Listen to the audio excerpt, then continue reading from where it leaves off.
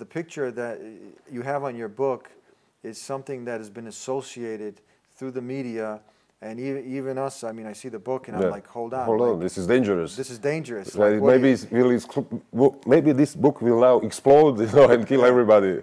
This is the Dean Show. So what's your reaction when you see the cover of his book? Okay. Subhanallah. Alhamdulillah, mashallah. What does this represent? La ilaha illallah. Shahada. Right, Yeah. right, you're right. Yes. Do you know who abused this sign and this? No. You don't? Who is abusing this sign? No, I don't understand you. Tko je zloupotrijebio ovaj znak u svijetu? ISIL. ISIL, that's right. Now we are putting it back in the right perspective, so people don't think this is sign of some terrorism, killing. This is sign of peace, sign of love. Yeah. MashaAllah. MashaAllah. What are the things that come to your mind when you see this? ISIS. What? Unfortunately, yeah. It's ISIL. You think this is ISIL? Yeah. That's it. That's, you see, this is not ISIL. They hijacked this sign. This is sign of the Prophet Muhammad, peace be upon him. This is not sign of ISIL. You said your first. What does it say? What does this mean? What does this mean? Yeah, sure. You said the first reaction or what people thinks about it, right? But yeah, but I know what it's about. It's like there is no God but Allah. There's nothing worthy of worship except the creator Allah. There's no deity worthy of worship except Allah. And Muhammad is the messenger. Yeah. This is through media, through all these institutions. It's deliberately, wrongly perceived by the. They abused actually the slogan and they made it like internationally or something property for them. Right. Hijacked whatever it means or whatever it has to say. To take it back. It doesn't belong to them. Yeah, absolutely it doesn't. But media, you know, right. Media. Thank you very much. Bismillah, alhamdulillah, assalamu alaikum, greetings of peace. Welcome to the Dean Show. I'm your host, and we are in Sarajevo with our special guest, Marko Franciskovic. How are you, my brother? Fine, thank you, brother. Assalamu alaikum. Alaikum salam. How you been? Fine, fine. It's been not too long ago since we hooked up last time. Yes, when we met in Zagreb. Yes. Now we are in Sarajevo. Now we're in Sarajevo. Yes. I feel real bad. I wasn't able to make it out to Zadar. Yeah. You got some really good historical places you're going to take me to. Right. Why don't we share? It was very, very nice to hear this story about this tree. Yes. Can you tell us about that? And inshallah, I can see it and bring it to the viewers in person next time. So there is some 20 kilometers north of Zadar. This Zadar is a Croatian city on the Adriatic coast. And some more than 300 years ago, there was the most western border of the Ottoman Empire. And on this place, there was also a mosque. And the mosque was later, as Ottomans retreated back, the mosque was destroyed. But the tree was planted there, this oak tree. And since then, until today, this oak tree has grown now. It's big. It's a big tree, more than some 25 meters big. But the miracle of this tree is that it never goes brown. Its leaves are always green. They're always green. Always green. More than 300 years. The tree has leaves that don't fall off, and they are green during the winter. When all the other trees, all the other oaks, the leaves fall off, the branches are empty, you know, without leaves. But the green oak, is always green with leaves on it. And this is verifiable. People can go look at it, look it up. It's called, what is the name of the tree? It's called? The green oak. The green oak. Very simple. Like the natural process of trees is that they come in season and the leaves come out and the season changes. And yeah. And here seasons come and go, but the tree is constantly green. Yeah. And it's a really biological, botanical miracle that there is no rational explanation for this. Yeah. What's going on? These are just those I look at like signs, you know, from the Creator. You have the ultimate signs like the Qur'an. This is what brought you to Islam, and we talked about your story last time. Then you just have those things that just unexplained. How do you explain that? You know what I mean? You just can't. This is like just a blessing from the Almighty. For me, this is sign, you know, for people who hear this story, see this tree. Hold on, stop for a minute, try to think about it. This is something that is going away from the usual rhythm of life that we are pushed in, you know, to wake up, to go to work, to go home, to go to sleep, and kind of we go hypnotized by this system, by this media, that we don't even think about broader things, you know. Yeah. And this is one of these moments when we can stop and think, hold on, what's going on? There is something higher than this basic everyday living. Material world, yeah. Right, right. And some people go to the extreme and they see that and then they'll end up worshiping the tree. Yeah, no. Yeah. They should worship the creator. The creator of the tree. Right, Yeah. right. And some people, I know there was, I don't know if you know this, they had the Scandinavians at one time, they would go ahead and knock on the tree to wake it up, to go ahead and seek blessings from the tree, and that's where you get this people knocking on wood.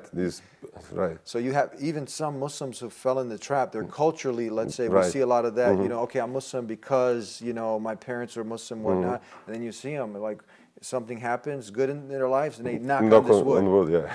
You know, it's so pagan tradition. These are pagan traditions, right? Yeah, so that's another lesson, that if we seek all blessings are from the creator of the heavens and the earth, and it's that pure monotheism. And it was interesting when we were talking, when we met up yesterday, I was like, wow, we're sitting here having these discussions, intellectual discussions, you know, academic discussions, you know, based to try to figure out how to disseminate truth to people. And is that different from where you'll have, and I was like, listen, we're not sitting here. It was just interesting because I can imagine some circles where they're calling certain people dirty, vile names, and especially in some of these regions, and even with the growing trend of Islamophobia, where people like label people with they have this venom and hate in them. And I was just thinking, I was like, wow, look, in these discussions that I've had with people, there is no like putting down of, let's say, a certain group of people or whatnot. It's really out of love, trying to get truth to people, but not by just calling people dirty, disgusting names, or, you know, trying. You get what I'm trying to say? Yeah, not to humiliate. Humiliate, them. Yeah, to give them respect. Yeah. Even if you don't agree with them, you know, treat the other human being with respect. You know, that's the way how we can better connect to each other and send our message to be received. Yeah. Because if we start, you know, with only hard arguments, even if we are right, even if right is on our side, we have to be with some, you know, kindness, not to be brutal to our opponent. So we can give them a chance for them to express themselves, so their ego doesn't block them in perceptions of what we want to say to them. Yeah, and that's what you do in your new book. You just wrote, you wrote a new book, and you have 3 chapters to it. Yeah, this is my new book. That's your new book. See, right off the bat, someone is going to really, because the picture that you have on your book is something that has been associated through the media.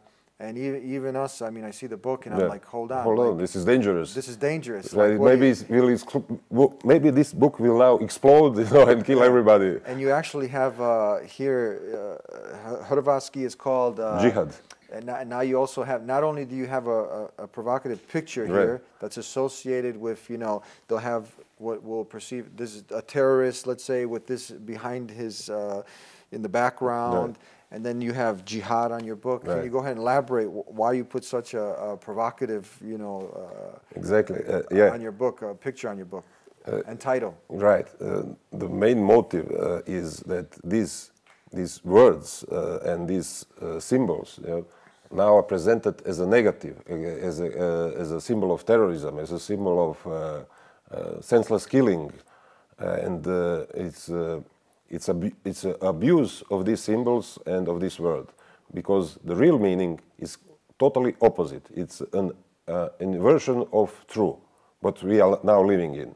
And these forces, these evil forces, they're like criminals. They stole this from the Muslims, and they put them in this negative context. And I'm saying with this book and with this cover, I'm not going to bow to you and to your perspective that you want to push to the all our world. I'm taking this back and I'm putting it in the right perspective, you know. You're doing a rebranding? Rebranding, exactly, that's the right word. For example, this name, jihad. You know, people who are, you know, fed by the media, they automatically think jihad is killing of, it's a war, it's a killing, you know, of other people, it's a conflict. But jihad is struggle within. That's the main jihad. And it's the hardest jihad, and this is a jihad that never ends. Everybody of us, every morning when we wake up, we go into jihad, you know, not to fall into our, you know, weaknesses. Everybody had some weaknesses, some soft points, and we have to fight to not to go this way, bad way, to be on the right way, to be honorable, to be fair, to be nice. This is jihad. Yeah. This is jihad, which we personally fight.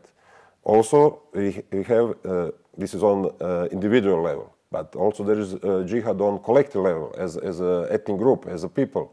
You know, we have to make ourselves better, you know. People also individually and collectively like to blame always somebody else for their problems, you know. It's not my fault, his fault, he made me do it, they made me do it, and so on. Yes, maybe they did make some, you know, some interventions, but first concentrate on yourself, make yourself better, make yourself stronger, so you don't fall under others' influence.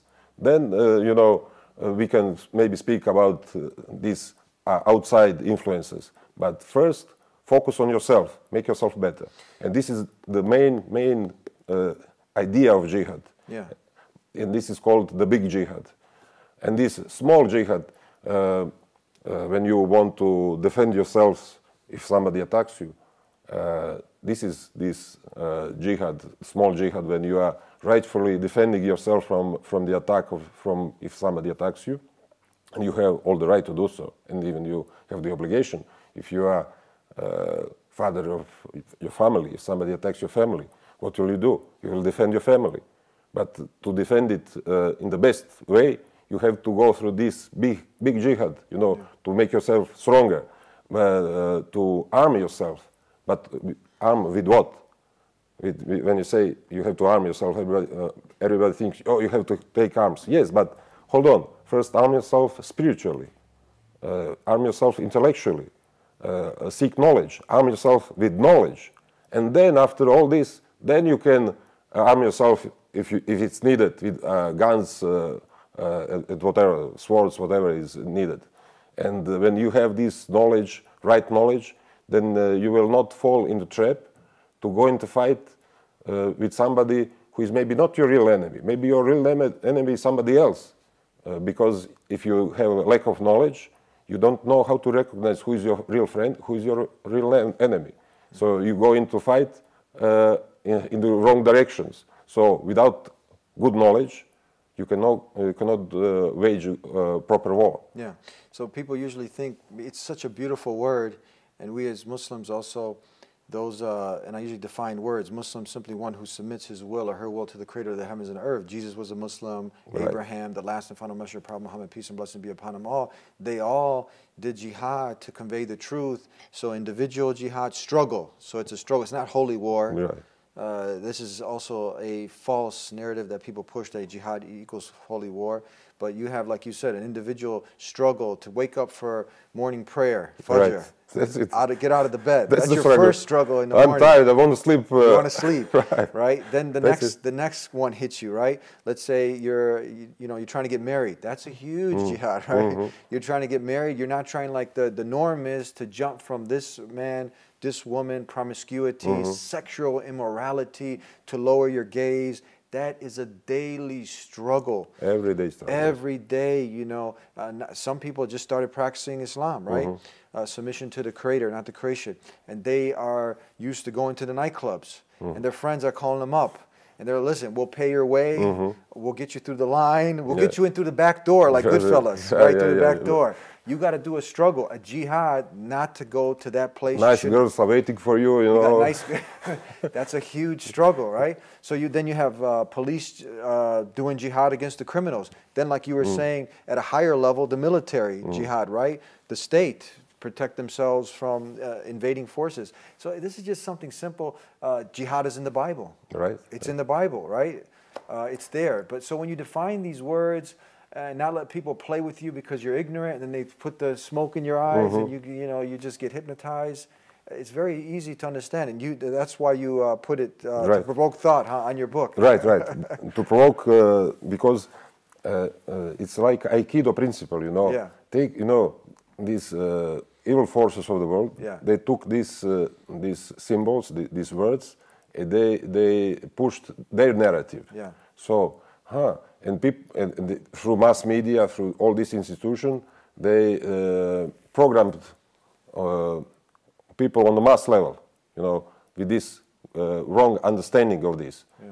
But then with this, I'm using this, what they did, even it doesn't matter if that it is in the negative context. I'm using this negative context to get attention, you know, and when I got attention, okay, and when somebody will open this book and read it, then they will find, oh, it's completely different. Yeah. You know, it's not what I heard about. It's not what they told me that is. You know, but I said it's Aikido principle. You know, don't confront your enemy directly, but take their force and redirect it in the right way.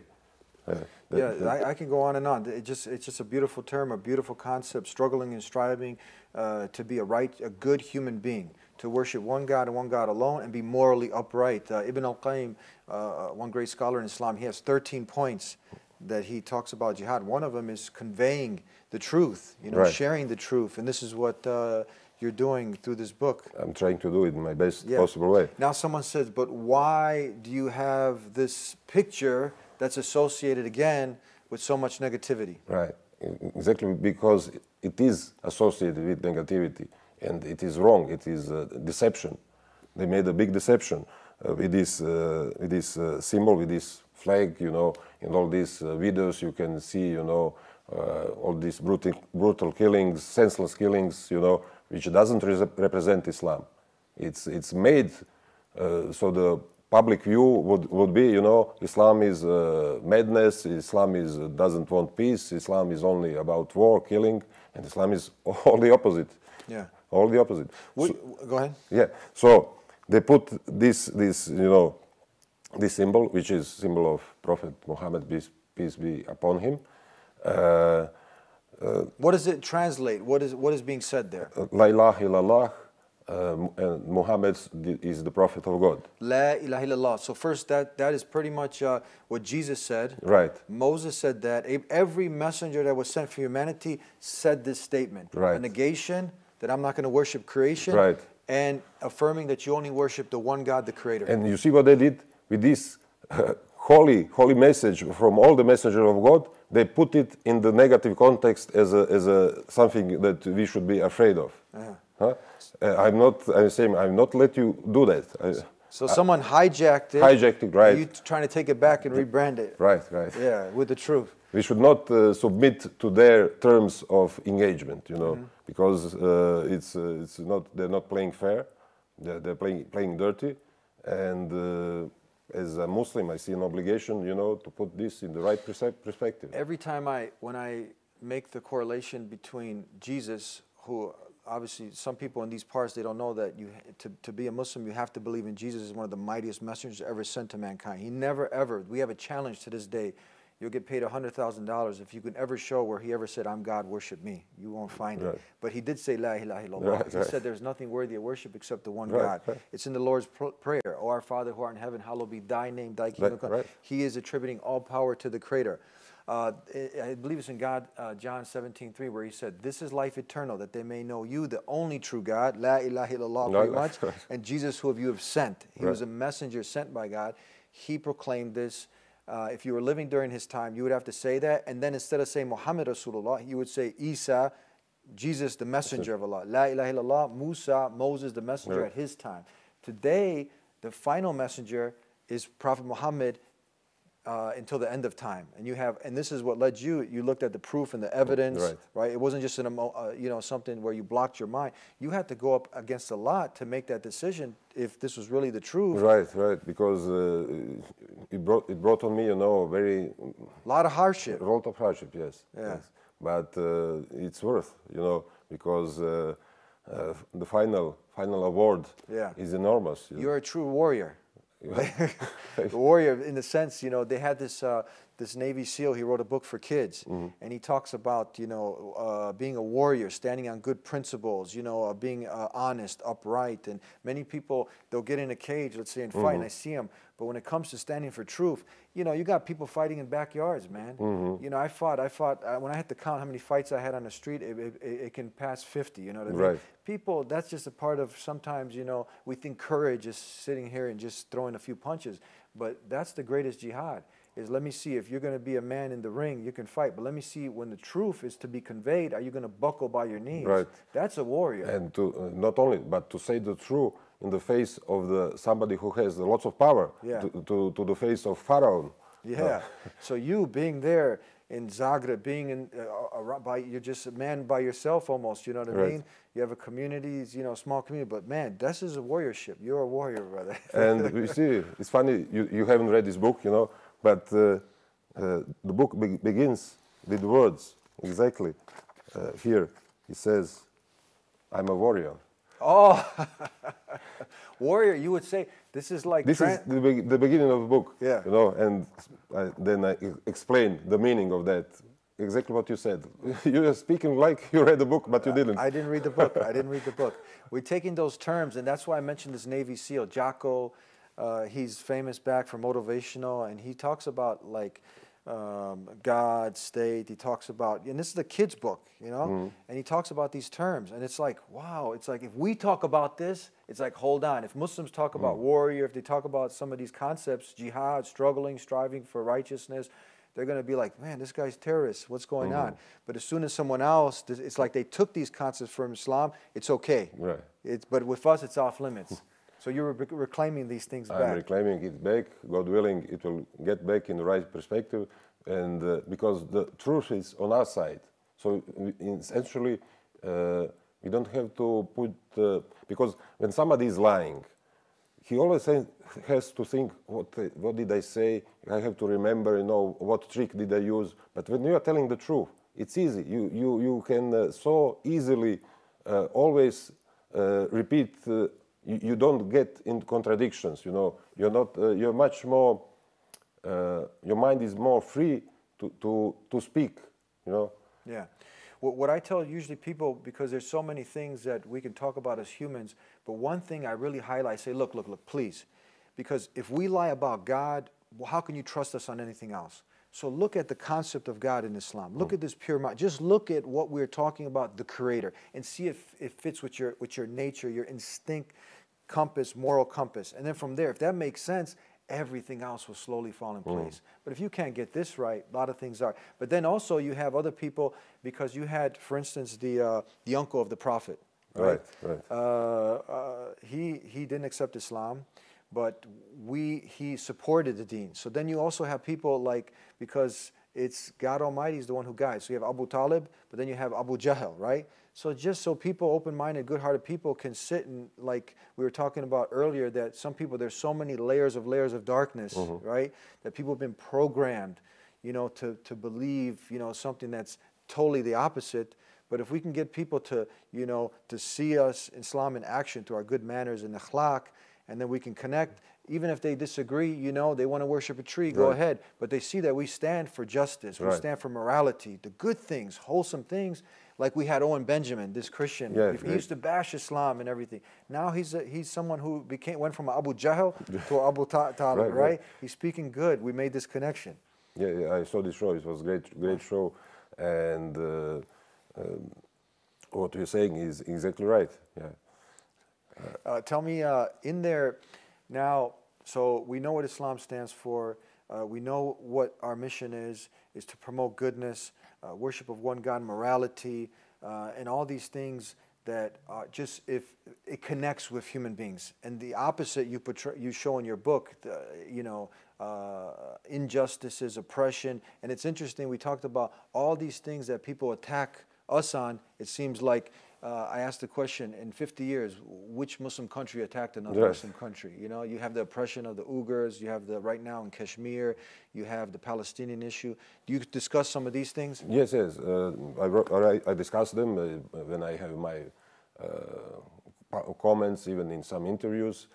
And especially in this book, I'm going through this historical and geopolitical way of the world, especially regarding Jerusalem and Dome of the Rock and the Al-Aqsa Mosque. So you discussed that. Yes, yes. See, a lot of time when I first heard that, I was like, hold on, because there's so many, like we call them rabbit holes. You're busy with life, work, you're going about your business, and someone mentions Third Temple, and you're like, come on, man, I got time for this. Was this some conspiracy theory stuff? But then you start researching, and you see, like, I heard this from others, then I hear it from you. I say, what's going on? Am I not keen? And I'm about to talk about it. So I go investigate, and this is some mainstream stuff. It's becoming mainstream. It's not mainstream in the U.S., but it's something that's not hidden. You don't have to look deep research in it. Just you have to take some time and very easily to find out what's going on. Yeah. But people don't have time. Even if they have some free time, they're spending this time in all these distractions. I don't know, NBA, football, whatever. There are lots of these distractions where people spend their free time instead of researching the essential and important things for them, for their families, and for the society, to know what's going on. But if your life goes, worshiping some media, from Hollywood actress, whatever. Yeah, Kim Kardashian. Nonsense. Then of course that you won't find out about Third Temple, about usury, and why your wages are so low. You complain my wages is so low, and I need more money and I understand people, to feed my family, for everyday living, but you have to find out why is that so? What's going on? How come that this human progress? Now, if you compare, for example, just some 100 years ago, what we were able to do, one man, now with all this modern technology, is stronger. He has more production capability than 1,000 men only 100 years ago. All this information technology. Now we can type in, to calculate something. It goes in seconds. You got the result. Before, all teams of men should, calculate by hand. It was hard work to do, to calculate something that we are now taking for granted. And the question is, if now one man has a productive capability of 1,000 men before, why this one man doesn't have at least, not 1,000, but maybe 10 times more bigger salary? Where is the difference? Who took all this higher productivity? Who took this away? And when you research it, the answer is the usury. The usury is the problem of the world. All this technological progress is not beneficial for the ordinary man. Because the problems of the working man are almost the same 10 years ago, 50 years ago, 100 years ago. But it shouldn't be. If you look this technological progress, then the standard of living and the capability should be better. But now it's even worse, because also 100 years ago, it was, I can say example, in the United States, or the beginning of the 20th century, it was normal that husband works and he can provide for all of his family. Women didn't have to work. There used to be one garage. Now we have two. I was asking, why is there only one garage in some houses back home? Because it was like this, you're saying. Yeah, one man could provide for his family. Yeah. he could feed his family, and the families were bigger. There were more children then. Women didn't have to go to work. But what is going on then? Then the World War I comes, and it was all part of this strategy program, you know, about Zionism, Third Temple, and this New World Order. And they put men on the front to wage war for their interest, and put women in the factories to work. And when men returned back, the women remained in the factory, and then the men also worked. So now we have a husband and wife, mother and father, doing the job, and who is taking care of the children? I heard this was systematically set up also, that now you have more people to tax. Right, right. Kids are taken out from the institution of the home where the parents are raising them. Now the institution is raising them. They're out there in the school being programmed for a certain in a certain way that is conditioning. Yeah, that's it. And the user is the problem that takes away all this technological progress. Yeah. Instead of that. Even now, it should be easier for men of the home, men of the family, to provide for whole his family, so his wife can stay home, educate kids, take care of the children. But you're backwards now, brother. We're living in the 20th century. That's in the Stone Age. What do you say? What is backwards? What is backwards about taking care of the children? I don't know what is backwards in this idea. What is backwards that women, you know, it's God made them, you know, to give birth to the children, to feed them. As a man, can you feed the children? No. Neither can I. You mean breastfeeding? Breastfeeding, yes, yes, breastfeeding babies.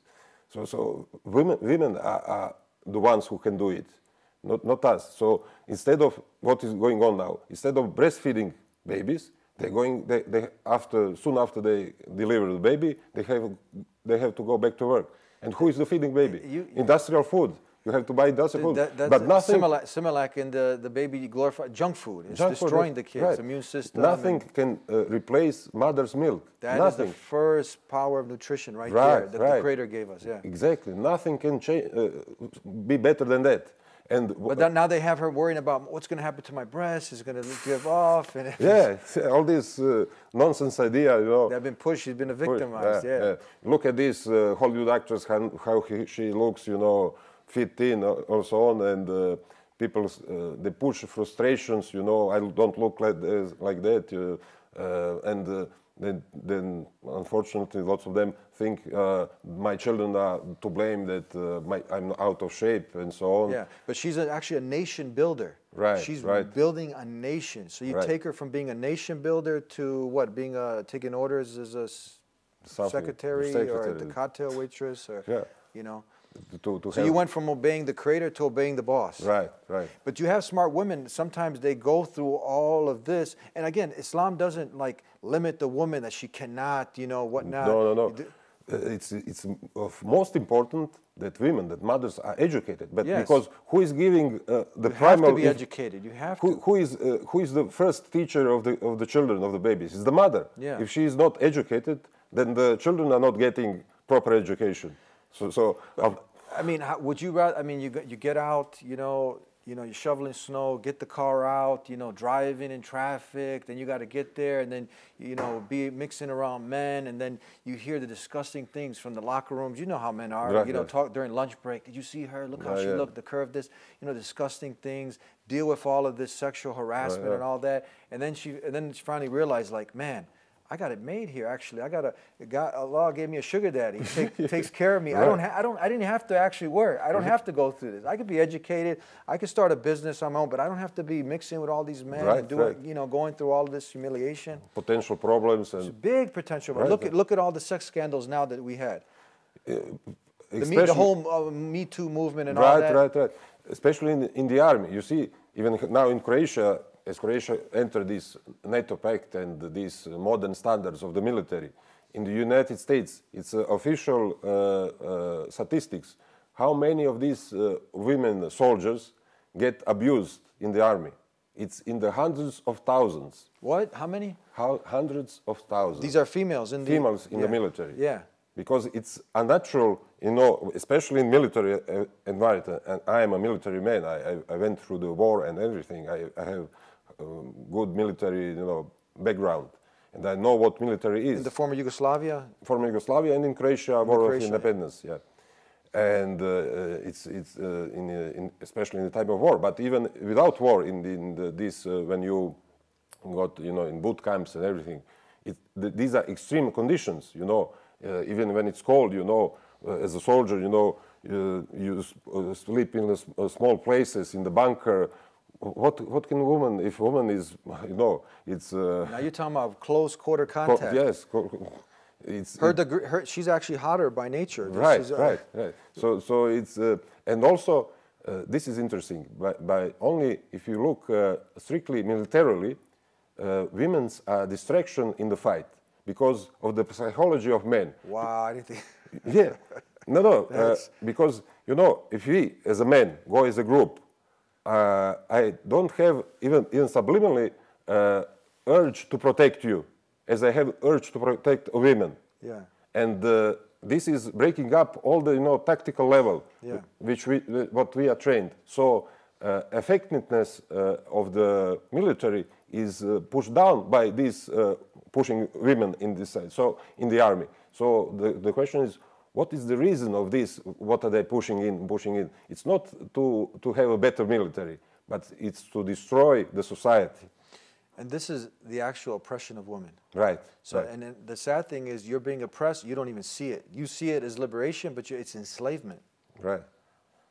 Exactly, and they're doing it by all the means. It's called. It's in official Pentagon document. It's called full spectre dominance. I don't know if you heard about that. Full spectre dominance. No. They have this. It's old stuff. It's more than 20 years old. This program. We will dominate not only the sphere of classical military action. We will dominate in psychology war, in the media, in a spiritual sense. You have even in the U.S. military, you have this spiritual war. Yeah. Famous guy is now he's retired. Is this General Michael Aquino? Yes. You've heard of him? No. Yeah. You see, he was active U.S. military officer, high active U.S. military officer for this branch of psychological warfare. Yes. And he, parallel with this, he was first with this guy who founded in San Francisco this Church of Satan. Yeah. And then he got in some disagreement with this guy, what is his name, this Church of Satan in San Francisco. I cannot now remember, but he got in some argument with him, and he separately founded the Temple of Set. Yes. This is open, pure Satanism. It's nothing to hide, And he is parallel with this open, pure Satanism, that he is a high priest of that Temple of Set. Yes. He is doing psychological operation in the U.S. Army. Wow. And this is something I put these links maybe a few years ago on my Facebook profile. I was astounded when I found this, that officially U.S. military, not U.S. military, U.S. Congress has allowed into U.S. military servicemen to have sex with animals, because before it was forbidden for soldiers to have sex with animals. Now it's legally approved. So U.S. soldiers can have sex with animals. This is, what do you mean? I will send you this link. You can read it. How is this is bestiality? Bestiality, right. How is this approved? I don't understand. It's madness. You see, it's incredible. When you see it, you cannot believe it, but it's true. You will see it. U.S. Congress approved that no more U.S.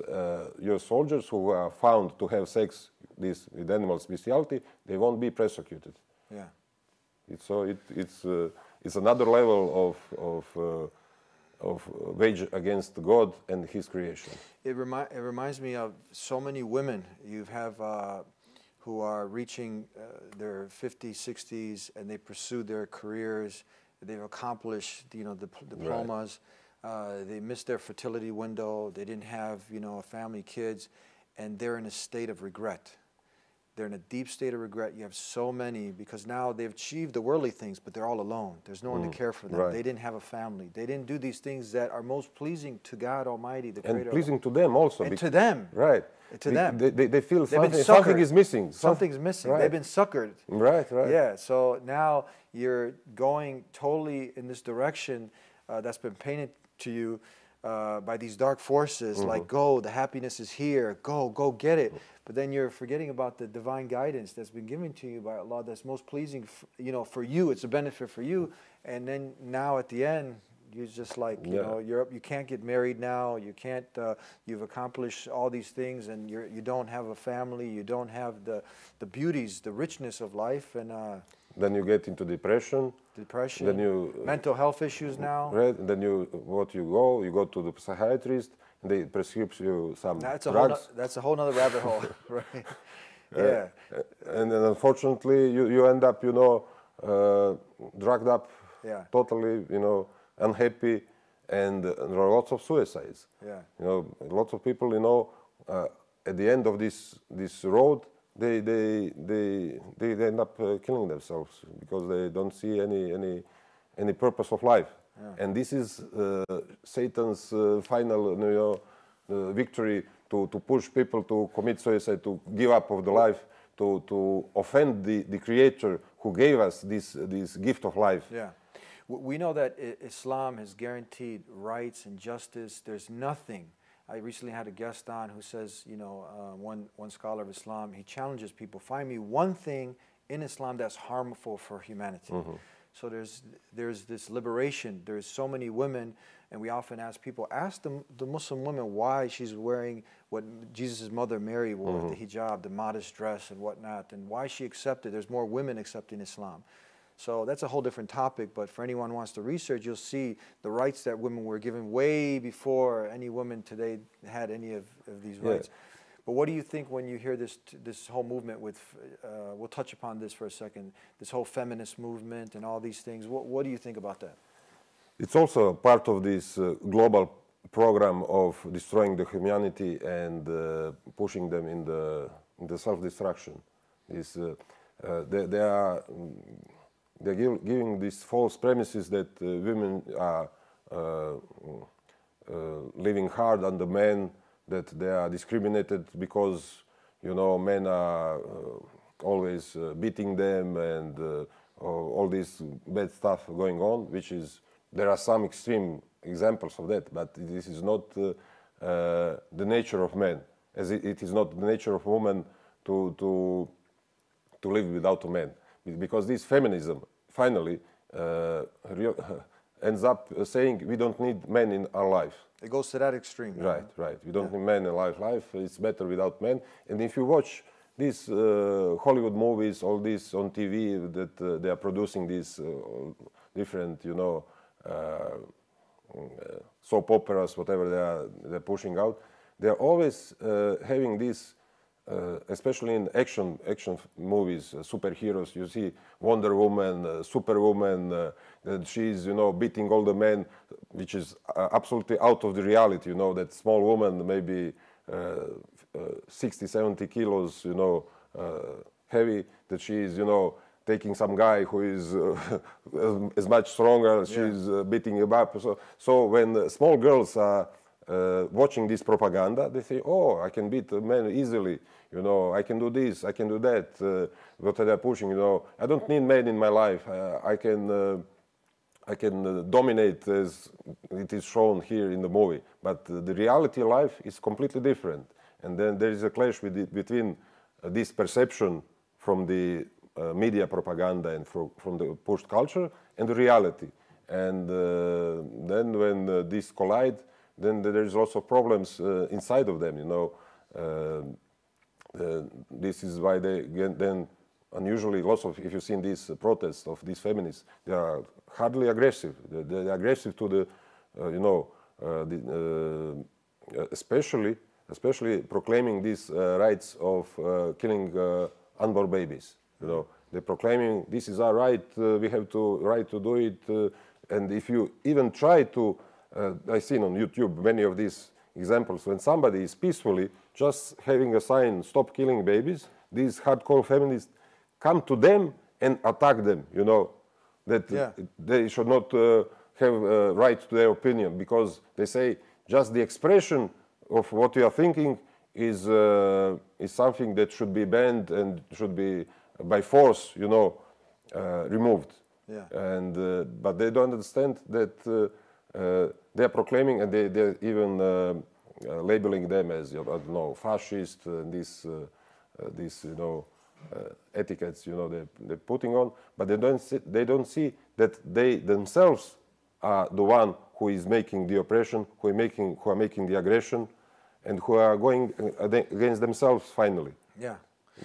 These hypocrisies you see, like these are the same people who would be in a frenzy because, let's say, a Muslim wants to circumcise a baby, right? It has so many benefits, the tradition from, you know, since the beginning, and they get in a frenzy. But then you have, you know, full babies in their last trimester. They're murdering them. Yeah, right. Yeah, but and you get the contrast. Yeah. So they want to champion the baby's rights. You know, they go crazy because you're going to circumcise the foreskin. But it's okay to kill the baby. It's okay. It's crazy. And even if you know what the term is, late-term abortion. Yeah. It's abortion after the birth. Now they have that. Yeah. Yeah, they have to have what, like 2 doctors approve or something like that, and that's it. They can do it. That's crazy. That's how it just keeps sinking lower and lower. This this immorality. This is really troubling. It's really it's like people have been bewitched. You know, it's like under spells. These satanic dark forces, and people aren't seeing clear. That's why the guidance from the Creator, it's there. That we need it more than ever at this More time. than ever, yes, because this is organized on the high level. As I said, you see this example of this. Michael Aquino, high U.S. commander of this psychological war, he's parallel with that, this Satanist, open Satanist. You know? Yeah. So you can see that into the institutions of the state and all these corporate media are those kind of people who are openly, now even without hiding, practicing and advancing this Satanism, this Luciferianism, and all this kind of madness. You know. This morality we're talking about is something that any God-conscious, someone who says, yeah, I believe in God, you know what I mean? This just makes sense. These kind of things, these are just moral things that we're bringing to the table, shining light on. I don't know how, you know, and these other things are just clear paganism. This is like modern day paganism that's running like a dog with rabies, you know, running rampant, as they say. Yeah. And unfortunately, people who are disconnected with the Creator, they are much more easily manipulated. And that's a good point. When you're disconnected from your Creator, then it's much more easier, you know, to fall in this. There are thousands of traps, you know, laying around, especially for the young generation, for young kings who are now who are in their development phase. They are not fully formed as a person, and they are much more vulnerable to this propaganda, to these all the bad ways, bad directions that they have the opportunity to choose. Yeah.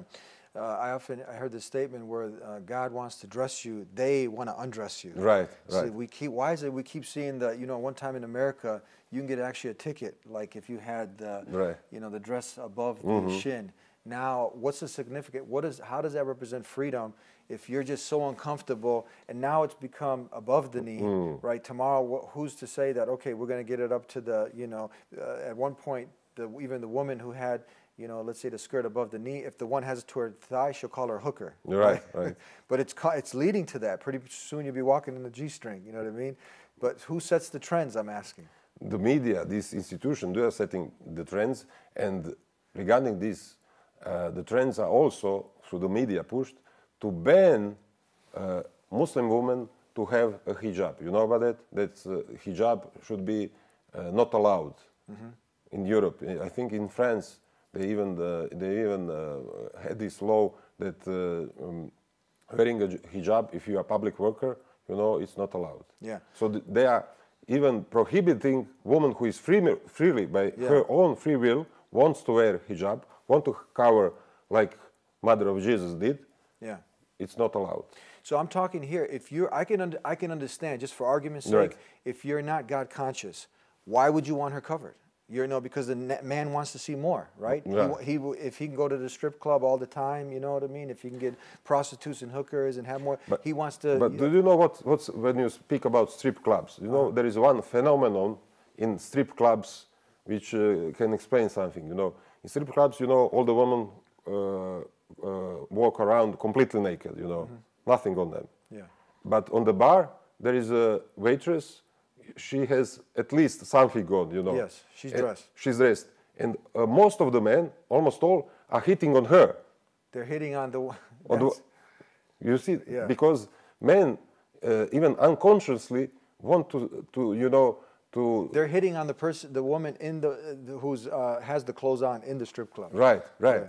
Because even, you know, what's the challenge, you know, when everything is open? You know, Yeah. there's no charm in it. There's No respect, no nothing. charm, No, yeah. no. Because there's no this process of connection, you know, discovering each other. You know, there should be a nice, natural process to find out about each other more. You know, to go deeper into this connection. Leave some for the imagination, as Right, they say. right.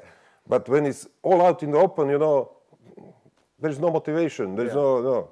So if you're Jew, if you're Christian, if you're a God-conscious person, right, you can relate to what we're saying, Right. But if you're just someone who's disconnected, no morality compass, it's like, why would you agree with this? You would actually champion and say, like, no, this is the way to go forward. We're progressing. This is modernity. This is progressing by undressing the woman. Yeah, it reminds me when they used to have, they literally, did you know they had zoos in America at one time? They had human zoos. No? Yeah, they had human zoos in America. You can look this up. And they were parading at one point, you know, Dr. Norman Finkelstein, have you heard of him? Right. There's paraphrasing a statement he made. He says, you know, when we came over here, he said to to see the Native Americans, and they didn't have clothes on. We called them barbarians. We called them, you know, all these dirty names because they were uncivilized. But the women at that time, they had 3 layers of clothes, just like the Muslim woman. Right. Now the Muslim woman is covered, like Jesus' mother, Mary. She's in this modest dress, and we're calling them uncivilized while we're naked. It's everything is turned upside down. Yeah. Upside. I didn't know about these human They had zoos. yeah. I know about human zoos in Europe. Belgian king in Belgium had these human zoos. He took from Belgian Congo in Africa. He took slaves and he exposed them in bristles. Yeah. In the same way. So this is one of those rabbit holes also. Right. You're just amazed at what humans we would do. They would take, you know, these were the white Americans, Europeans at that time, who were taking the Native Americans and others, African Americans, and they would, you know, put them in these cages. These cages for people to come see and observe, and like animals. Right. Yeah. So these are the kind of things. Going back to what you were saying that you discussed there, I myself am not a conspiracy theorist, even though this term, I know it was created by a certain organization. By CIA. To label someone, anyone who goes against the mainstream, they'll put this on you to go ahead and, you know, have you look like you're some strange fringe element. Yes, to ridicule them, you know, to... But I'm just a person, like, if somebody comes to me and, you know, the mainstream is that there's a Santa Claus coming down the chimney, tooth fairy, I question these things, you know what I mean? If something doesn't logically make sense, and this is what Islam calls us to be more, to be awake, to be awakened, to question. Allah tells us in the Qur'an, if someone comes to you, you know, fasik, you know, a liar, if someone comes to you, you need to verify it. We need to verify things. So that's the kind of person I am. I'm sure you're the same way. But I don't go down these holes looking for, oh, this person did this, that, and you know, I don't do that. But there's some things that are just obviously plain in the open, and I don't just swallow everything. Like no Muslim should just swallow everything that's fitna. We have to see how Shaitan has his traps and tricks into this, right? And do our research, do our due diligence. To search for knowledge. Search for knowledge, yes. Be awoken. You know, Islam awakens you to the reality. And then when I was investigating this that you have in your book, I see that this actually brings these concepts, these what the Creator Allah is talking about in the Quran, it brings to life. You know, ayahs come to mind. They plot and plan. Allah plans. Allah is the best of planners. In other ayahs, it talks about there's no good in their secret meetings. You know what I mean? So it brings the Quran, the reality of these things that are happening, that most people they're not aware of. It brings it to light, and it connects you more with the Quran and really the reality of things that are going on beyond us. But people are just like sheep following blindly. Right. And this is what I'm writing here about. We talked about this, you know, geopolitical, what's going on today, and how did it come to this, you know, because this was a long-term process, you know, in this situation that we have this Zionist entity of Israel, that we have this world monetary system which is completely controlled by the Zionists into their service, and that the world is progressing into this is famous term, New World Order. But what is this New World Order? We hear this term, and that's one of those, again, you hear this and you think, okay, this is just like some conspiracy theorists, and they're just, making some stuff up, and you're like, I don't have time for that. But there's some things behind the scenes that are going on, and what does this term mean? But they're not regarding this term. It is not even behind the scenes. You can find, in the public speeches of George Bush Sr. and even before, these high-level politicians, they are openly saying, we will build up this new world order. They pushed this term into the public sphere. What does this mean, though? What is it when you hear this? What does this actually mean? It means, this is the new world order. Now we are going into. We must have this theological awareness. We hear globalization, new world order. What is it? Yes, but what is the final goal? The final goal. What is it? The center. This is what I'm writing. The center of the geopolitical movement in this world is in Jerusalem. To be more concrete, it's Dome of the Rock. Everything is going, correlated with the Dome of the Rock, because the final stage of this New World Order, and the New World Order cannot be finalized without rebuilding of the third temple. So this is like trying to facilitate, when I was looking into it, this fulfillment of some prophecies. Right. Because in Islam, there's prophecies. There's things that the Prophet Muhammad and they talked about, but we don't try to expiate this and make things. And in Christianity, in Bible, there are also prophecies. So, and there are in Judaism, there are also prophecies, and especially in Talmudic Judaism. There is differentiation between, Talmudic Judaism and Torah Judaism. So Torah is what we believe as Muslims was given in its original. Right. We don't have its original. Right. This It's is lost. clear. It's lost. It's lost. But what was given in its original to Musa alayhi salam, Right. Moses, we believe in this. Right. So then Talmudic will be totally. This is the human beings tafsir. This is what they're conspiring. This is what they're conspiring from their minds, Right. making up stuff. Yes.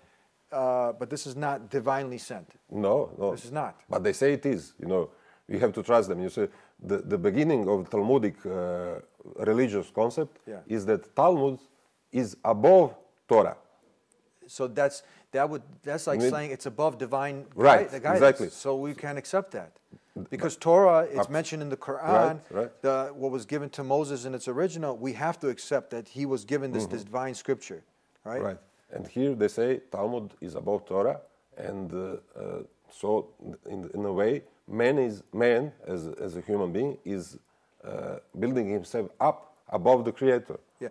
So let's this prophecy, so people can understand. This is found where? In the Torah that they're saying, or is this in the Talmudic? In Talmudic. This is in there. In there, right. Okay, so again, this is now human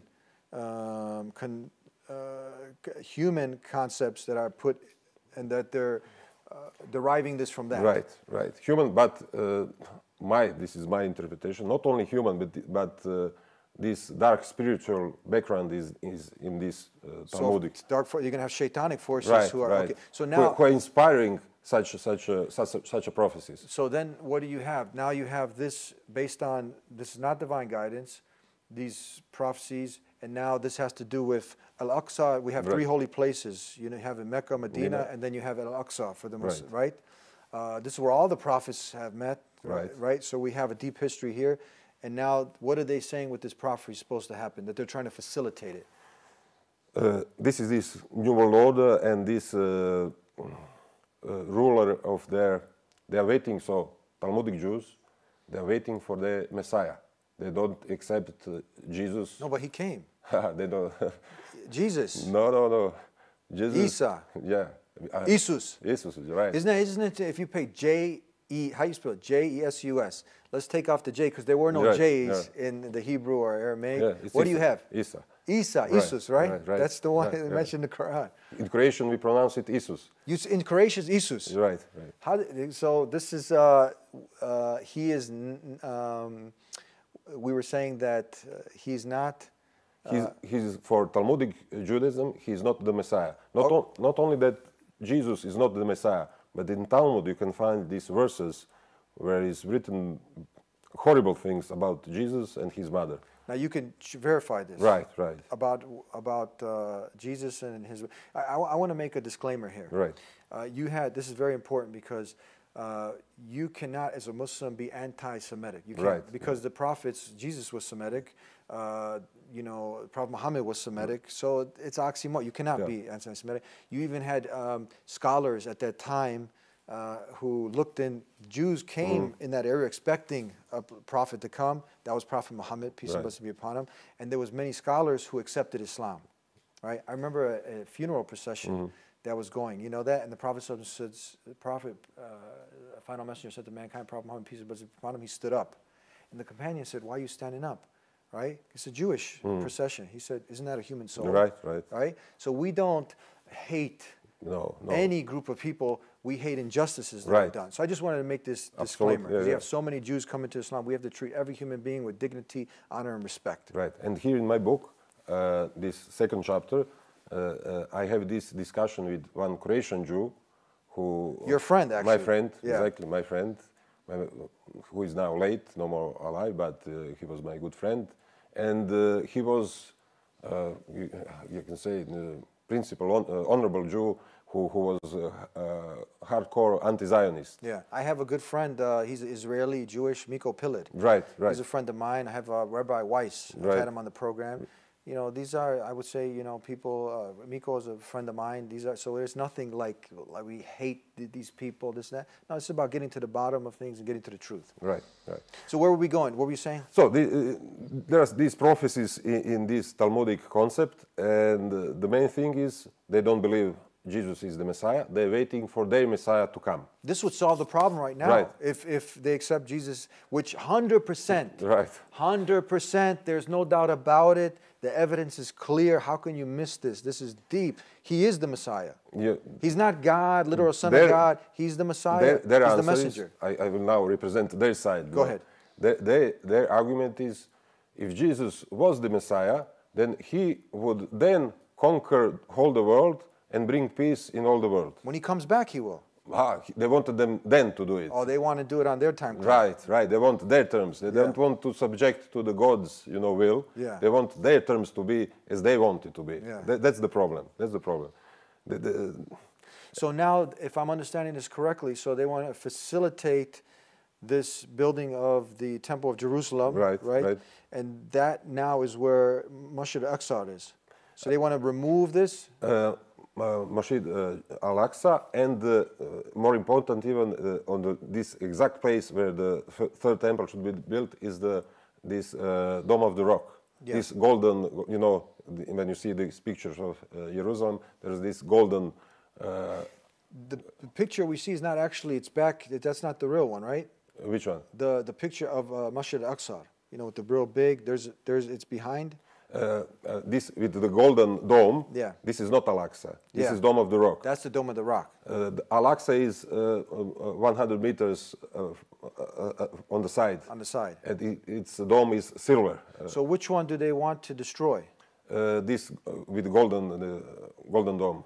So the Masjid al-Aqsa is not going to be...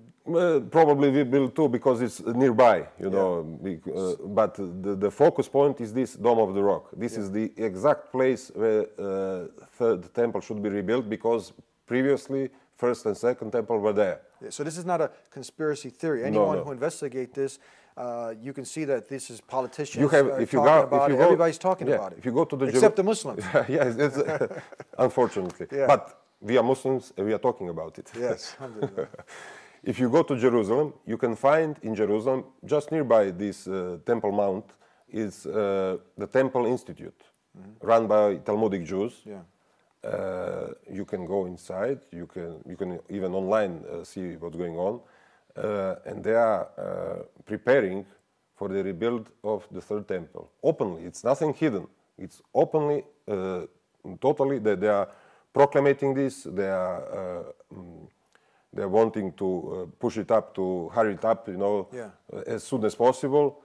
Everything is ready, They're preparing services. They're preparing all these temple regalia,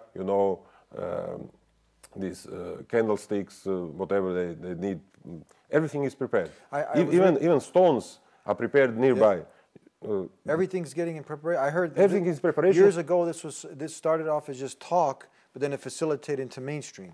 Yeah. I see the mainstream, like Washington Post. What's the newspaper out there? Haaretz, Jerusalem Post. They've talked about it. They're talking about it, and in the political sphere, in this Netanyahu coalition government, because Netanyahu is this Likud party, but they cannot form on its own. He has to go into coalition with these small, extreme right, radical groups, who are pushing for this. But also Netanyahu he's just more, he seems to be more liberal, should you say, but they are all pushing for this rebuilding of the Third Temple. And President Trump, U.S. President, he's in this Temple Institute. You can find gold coins that are melted, coined, with Trump and Cyrus the Great, because they are seeing the Trump and they're portraying the Trump as the Cyrus the Great. Cyrus the Great was the Persian emperor who liberated Jews from the Babylonian slavehood, and returned them back to Jerusalem and allowed them and helped them to rebuild the temple. It was the rebuilding of the Second Temple, because the first temple was destroyed, and Cyrus the Great helped them rebuild the Second Temple. Now they are portraying and pushing Trump as a personification of even reincarnation, but we don't believe in reincarnation, but they are spinning it this way, of the Cyrus the Great, and that he will help these Zionist Jews to rebuild the temple, as the Cyrus the Great did 2,500 years ago. Yes. They have pictures when American politicians come. I've seen that they actually have a blueprint of it. Right. Drawn up, and they're showing it. Not only blueprint, they have this small scale, how do you say, small scale model. Yeah. Model of the Third Temple. Everything is there, and by all the means they are pushing this rebuilding of the Third Temple. But to rebuild it, they have to destroy Dome of the Rock and probably Al-Aqsa Mosque. But these are all holy Muslim places, and it's our obligation to do whatever we can, to stop them, to not let them do it, because lots of world will go through lots of pain if they go in this move, because without distraction they cannot do it. And distractions means, that war will wage, but war is waging right now, but it will wage on much larger scale. And so tell us more about this prophecy. So what are they expecting? They're expecting to build this, to remove Masjid al-Aqsa, to build this temple, the Jerusalem temple. So why do they call it the Third Temple? Because the Second Temple was destroyed by the Romans. So what? First one destroyed, second destroyed. Second destroyed. So this would be the third. That's how we got Third Temple. Right. Temple Mount. Temple Mount. On Temple Mount. This whole area, this whole complex is called Temple Mount. Okay, so now they want to review this sacred. I mean, you really got to just be way out there. To do something so vile and oppressive to a people, you want to just take this sacred. They know this is so sacred to the Muslims. It's Masjid They say it's more sacred to them. Yeah.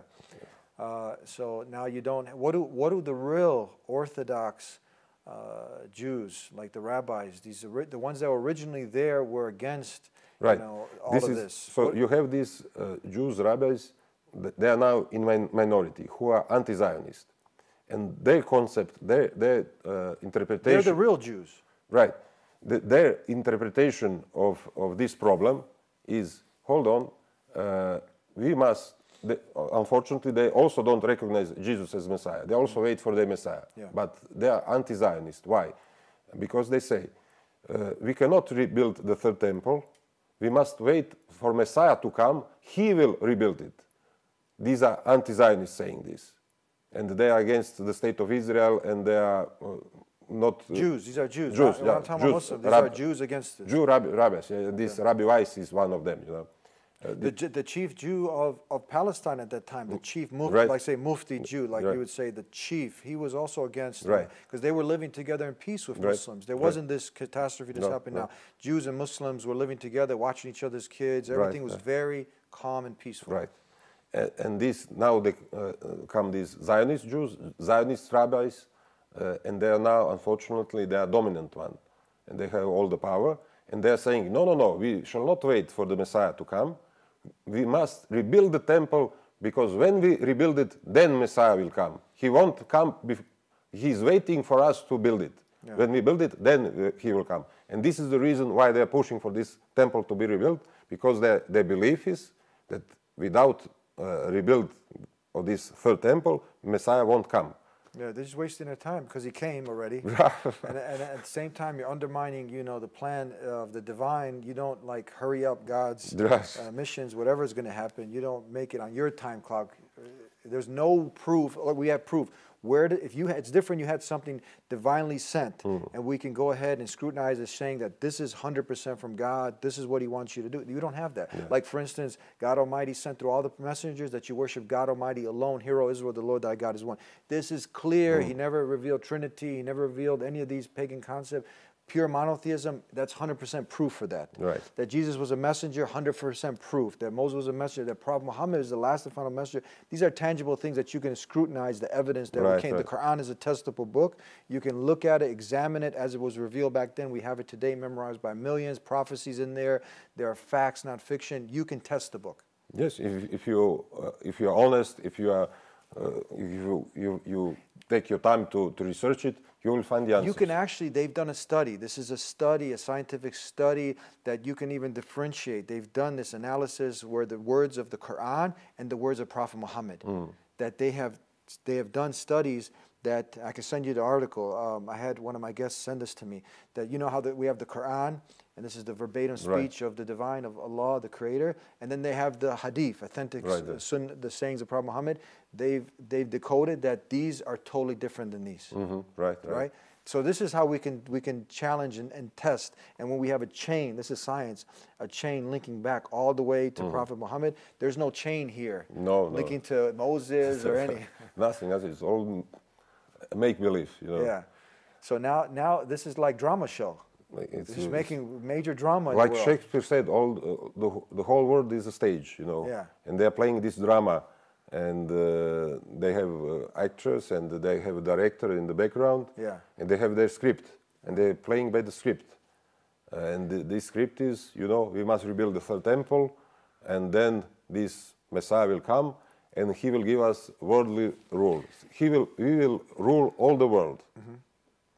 This is this Talmudic Judaism concept. You have, you know, Iraq invaded, how many millions of people killed on the presence of weapons of mass destruction. You have today, you know, Kashmir, the Uyghur Muslims, 2 million plus. I'm making these examples because Muslims, some of the most peaceful. In every group, you have fringe elements that do crazy, you know, things opposite to Islam, actually. But you have these Muslims who want to make their 5 daily prayers. They have we have actually a general guarantee for paradise if we are God conscious, we live on the pure Tawheed, we do good deeds. So we want to help make this more peaceful, sustainable peace for all. Right? Share this message, not to force anything. So we just want to live peacefully. But these people bringing the drama, attacking, blowing up stuff, and then flipping the script and say, you're the terrorist. Right. This is modus operandi, how they're working. Exactly. And this is it. We must see what they're doing, not be ignorant, not turn our head away, especially when we see our brothers, doesn't matter if Muslim or non-Muslim, when we see another human being, another group of people who are oppressed, who are suffering, who are under injustice, we are obligated to help them as much as possible we can. If we turn our head on the other way, ignore this injustice, then we are not on the right path. But it doesn't mean like some people construe like, oh, to put a bomb on yourself and to go kill innocent children with violence. We're not talking about this that. This is playing into their script. This is, yeah. This is playing into their script to do these things, you know. Yeah. And this is why they established this so-called Islamic State, which is also, there is no problem to prove it, that CIA, Mossad, all these secret agency are behind the creation of so-called Islamic State, this ISIS, you know. Someone mentioned something about ISIS standing for, I didn't say this, I'm just quoting, I've heard this, Israeli Secret Intelligence Service, right. It's from the mouth of the Israeli intelligent insider. An insider, interesting. So when you come back, let's say this prophecy, they say, what are they expecting if they build this? And what are they expecting then to happen? The Messiah comes, and what happens then to all the? Because you also have Christians who are been misled, and they're following Christian Zionism.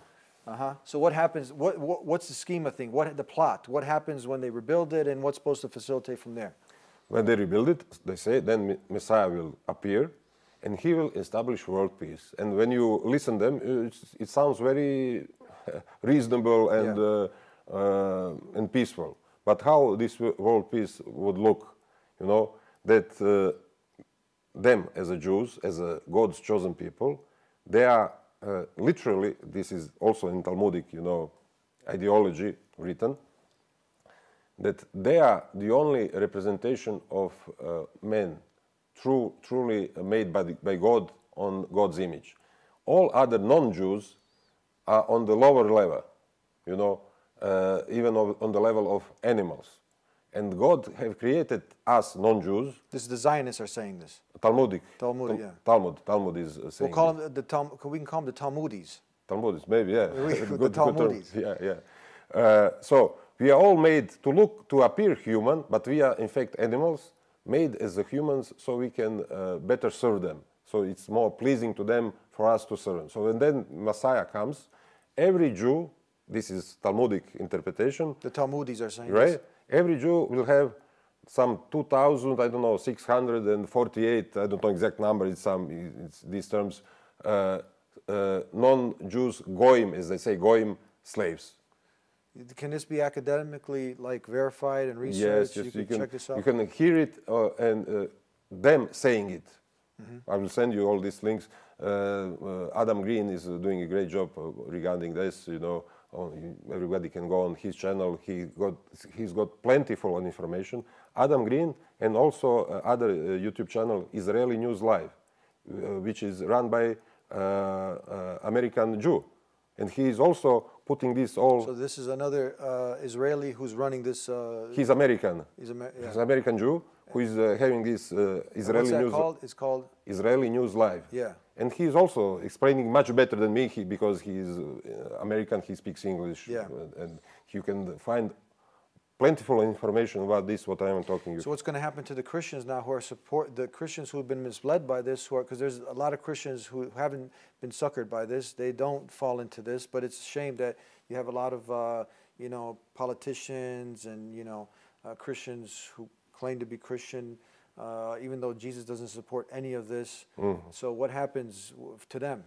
To the Christians? Yeah. Well, from the Talmudic perspective, Talmudis, you know, they will be all slaves of the Jews. And they will follow this Messiah, this peace. Everybody who will not be willing to subject and recognize this Messiah that they are waiting, who is not Jesus, who is not Jesus, you know, from their perspective, he will be eliminated. Okay, this is a strange relationship. Right. This is really strange. So if this comes, there's really no benefit to the Christians here. They're going to be... But these Christian Zionists, their reasoning is, okay, we know that they are not now recognizing Jesus, but when we rebuild the temple, yes, the Antichrist will come into the temple, but this will hurry up, you know, the coming back of the Jesus who will defeat the Antichrist, and then all these Jews who didn't recognize Jesus, then they will recognize him as a true Messiah. This is their reason. So we are helping them to rebuild the temple, so we hurry up, you know, speed up the return of the Jesus by helping the Antichrist.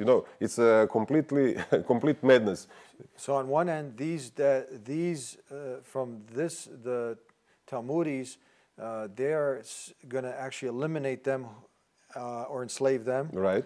And then the other ones, when the ends of times, I think in Revelations, in the Right. Bibles, they talk about this, where Jesus, the Prince of Peace, Right. who again, we don't say any thing that is negative about Jesus, because he's a great messenger in Islam. Saying any filthy, dirty thing can land you in the hellfire. Right, We say peace be upon him. But according to the Bible in Revelations, it talks about at these end of times that Jesus is going to come with a sword, from his mouth. Right, right. And he's going to slay his enemies. Right. And so they believe now that these are the enemies. If they don't accept Jesus as their Lord and Savior, now they're going to slay them. Right, right. Jesus is going to Slay them. Right. So it's a kind of unique relationship. Unique relationship, right? Yeah. And everybody has his own reasoning. Yeah. And they now in this together, they made a pact, and they try to push this rebuilding of the third temple. Momentarily, of course, he's openly proclaiming himself as a Christian Zionist is Mike Pompeo, this U.S. Secretary of State at the moment.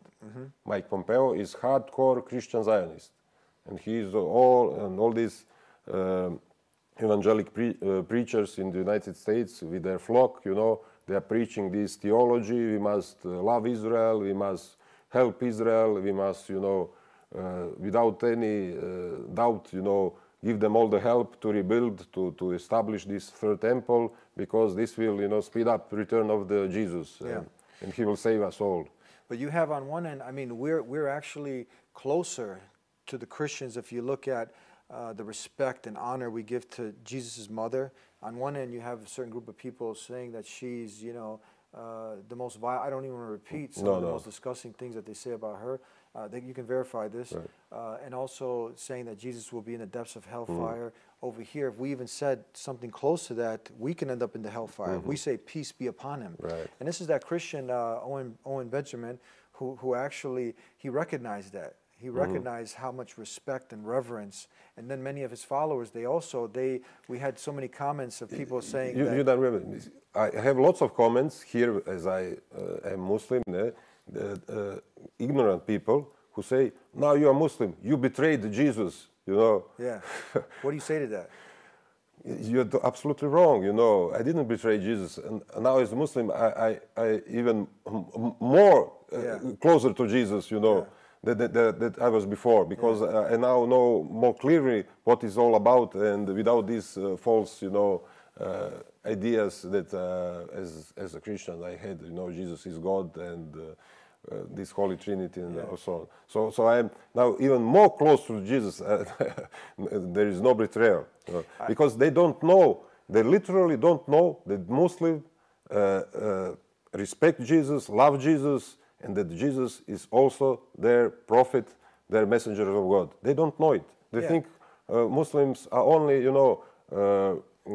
connected, following Muhammad, peace be upon him, and this is it. Muhammad and nothing else. Yeah.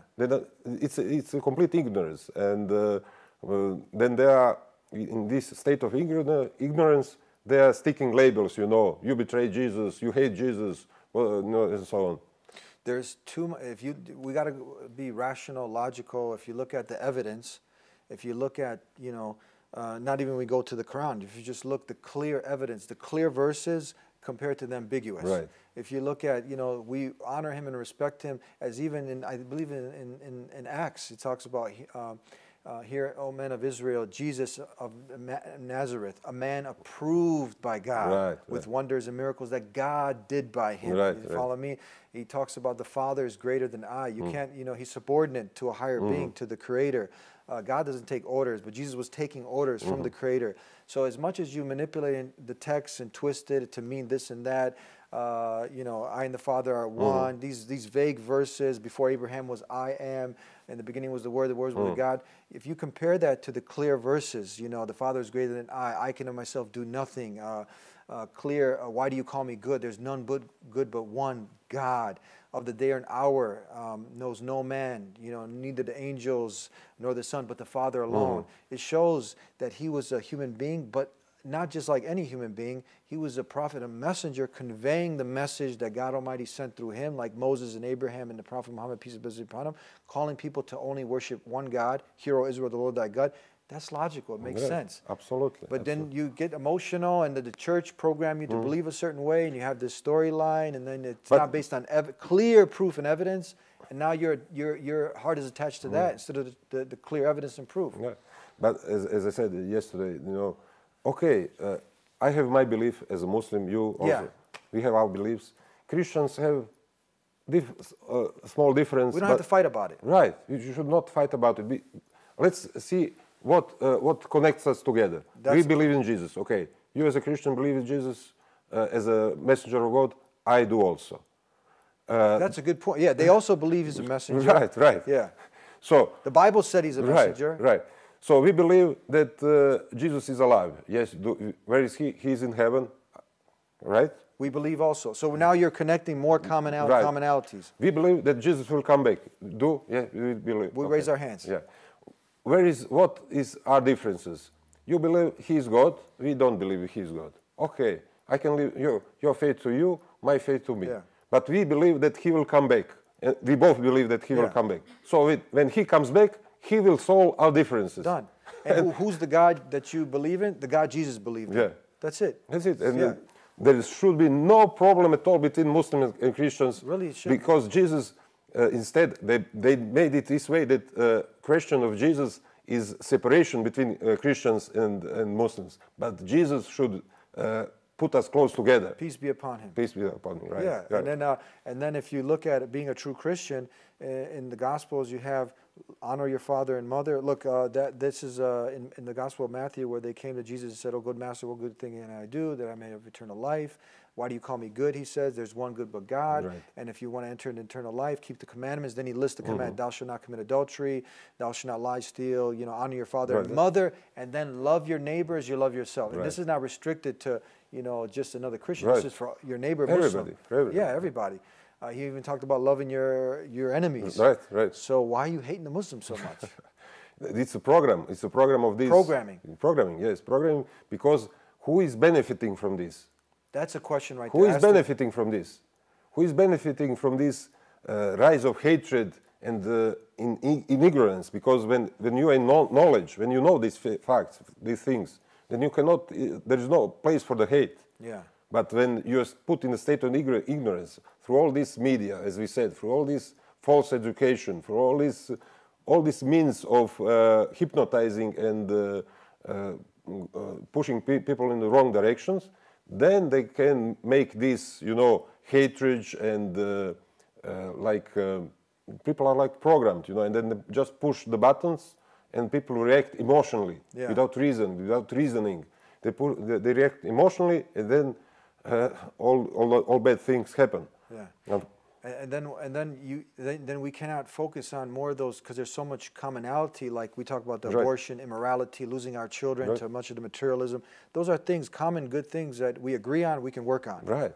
With some things there's husband and wife, they don't agree on certain things. You have Republican and Democrat in the same house. Right. They don't agree. We're Jews and Christian neighbors. We can agree to disagree on some things, but there's other greater things that we can agree on. Let's work towards that common good. True Christians are against abortion, right? Yeah. Muslims, who are real Muslims, are against abortions. Great. We can work together to stop this abortion, or killing of babies. No matter if they are Christian or Muslim or Jew or atheist, we don't want to have babies killed in the mother wombs. So there are so plenty of areas we can work together on mutual benefit. Mm-hmm.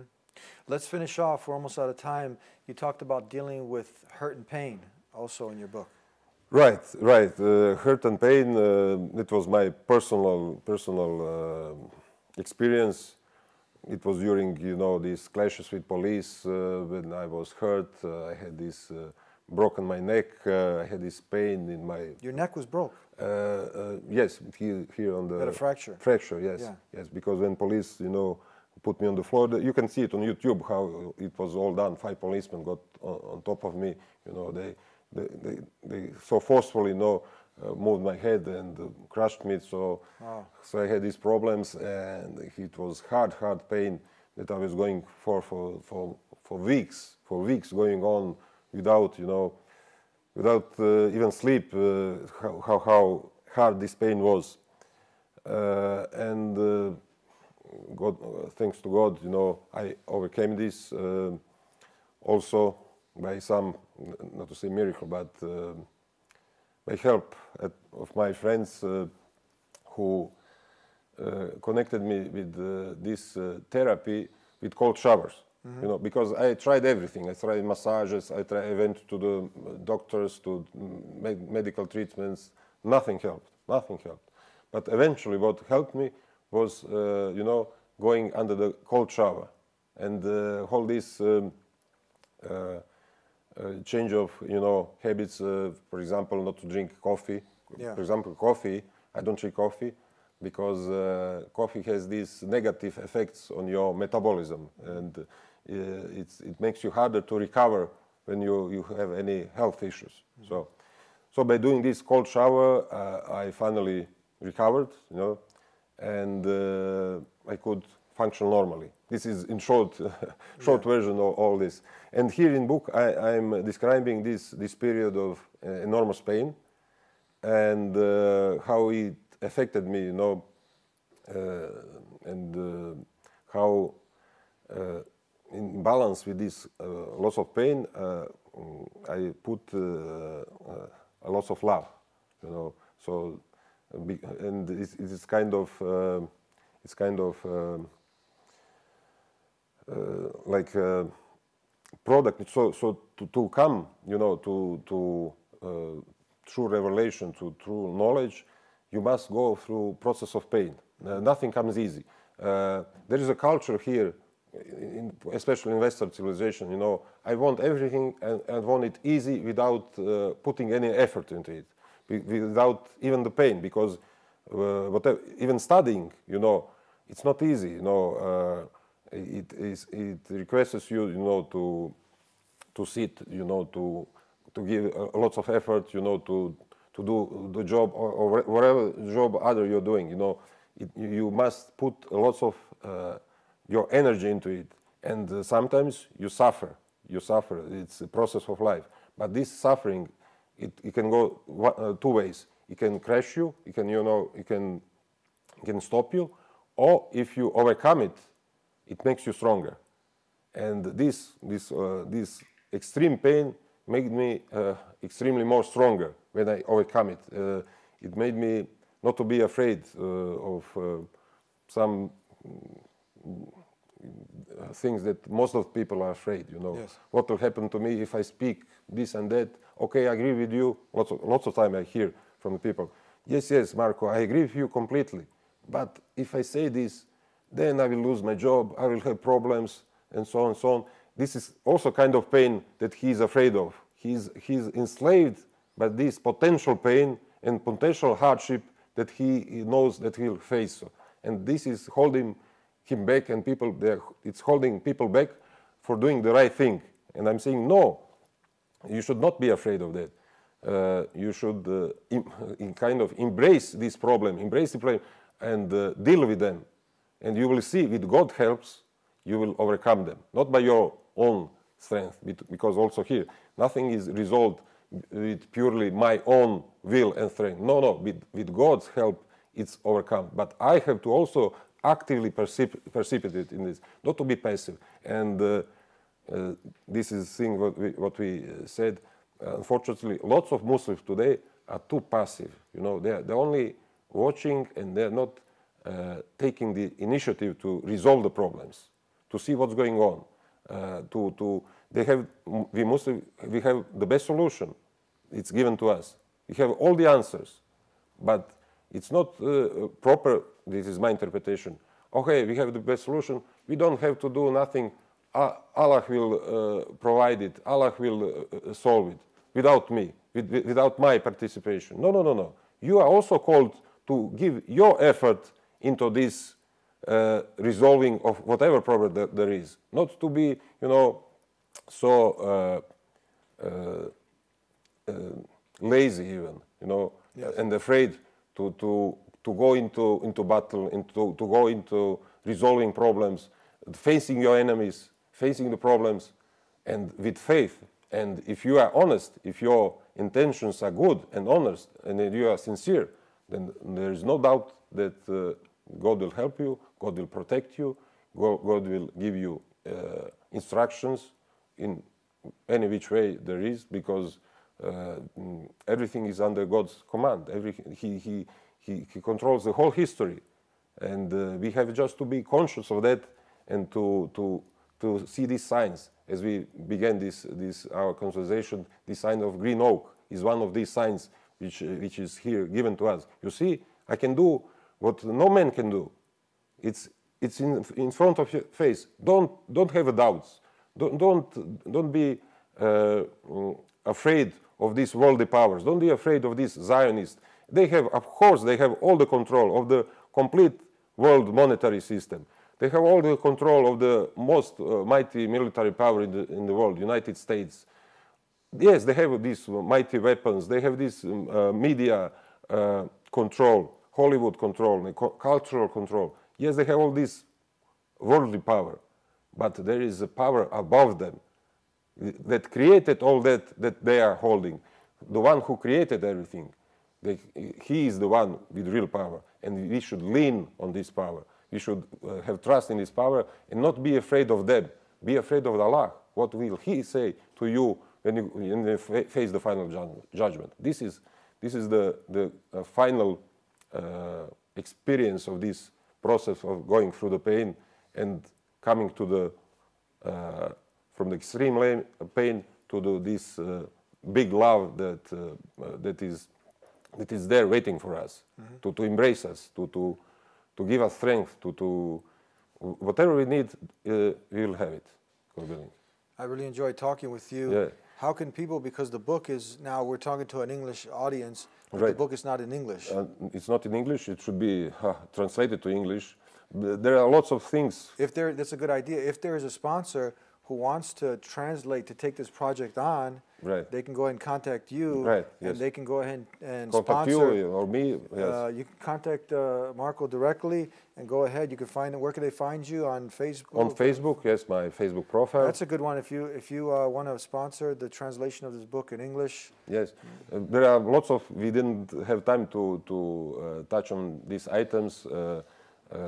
Here, what I write about this geopolitical, context about Cold War, East and West, and how all this big stage, and how it was prepared, for the Zionist project.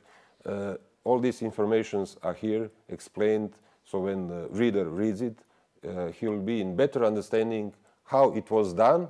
And when you know how it was done, then you can know better what will be next and how to prepare and how to have the proper answers for what is coming. Yeah, but the book is in, if you're Bosnian, Croatian, Serbian, that language you can understand. Yes, everybody can understand it. It's a common Inshallah, we get it translated in many different languages, and hopefully first we get it in English and get it out there, and we can be talking about. Thank you so much. Thank you. It's very nice seeing you again. Thank you, Eddie. Nice to see you, and inshallah, see you again. Inshallah, God willing, and we started with peace, and we end with peace, because that's a greeting of Jesus. It's a greeting of Moses, Abraham, and the last and final messenger sent to mankind, Prophet Muhammad. Peace and blessings be upon them all. So we're people of peace, trying to live peace with our Creator, peace within ourselves. And if you like what we talked about, you have some feedback, leave it in the comments below. And you can do your small part and share. Help create awareness, getting the truth out there, family and friends and others. And we'll see you next time. Subscribe if you haven't already, so you can get all the latest programs that we put out there. And we'll see you next time here on the Deen Show, God willing, inshallah. Until then, peace be with you. Assalamu alaikum from Sarajevo.